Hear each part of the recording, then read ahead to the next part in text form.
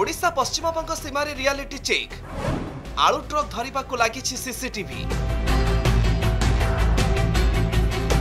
आलू दर लगुनि ब्रेक पश्चिमबंग सीमा को लगी बालेश्वर भोगराई ब्लॉक रो विभिन्न गाँव में लग सीसीटीवी ये होउछि ओडिशा पश्चिमबंग सीमार नीलता गाँ एठारे आलू गाड़ी को धरिबा पई लग सीसीटीवी ता सहित पुलिस भी मुतयन होइछंती। जातीय राजपथ दे ओडिशा को आलू गाड़ी आसु नाही आउ जेउ गलाबाट दे किछि आलू गाड़ी ओडिशा को प्रवेश करुथुला सीसीटीवी लागिबा परे आलू गाड़ी प्रवेश बंद होइछि।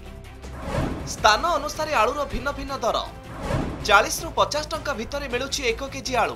बर्तमान मु अच्छी जयपुर ठारू गोटे 4 किलोमीटर दूर गड़पतर गाँव पथर गोटे चित्र देखी पचर आप देखो गोटे ऑटो अच्छे ऑटो भितर मत आलू एभली लोड हो रही गाँ गहली व्यवसाय माने नौचंती व्यवसाय करने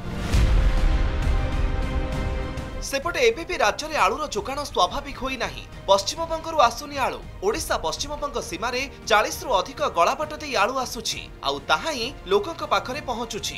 कनक न्यूज टीम आज भुवनेश्वर ब्रह्मपुर केन्द्रापड़ा जयपुर भली सहर में आलूर स्थिति जांच करिथिला। सहरांचल गुड़िकरे आलू दर 40 रु 50 टंका रहिथिबा बेले गाँ गंडारे आलू दर चढ़ा रहिछि। बर्तमान आलू तो दाम बेसी अछि बर्तमान लोक कम किणुचंदी आगु 5 केजी ले बर्तमान केजी लेकी खाउचंदी। सरकार जो सहरांचल सुविधा देइचंदी आलू 36 टका रे पाउचंदी सेमिति हमर पंचायत माध्यम रे जदि ग्रामांचल रे सही सुविधा जोगे दी थांते माने ग्रामांचल रो खाउटी माने बहुत उपकृत होई थांते। भाईटा हमर दुकान वाला कहले 40 टका देजुला बहुत बढ़िया कथा।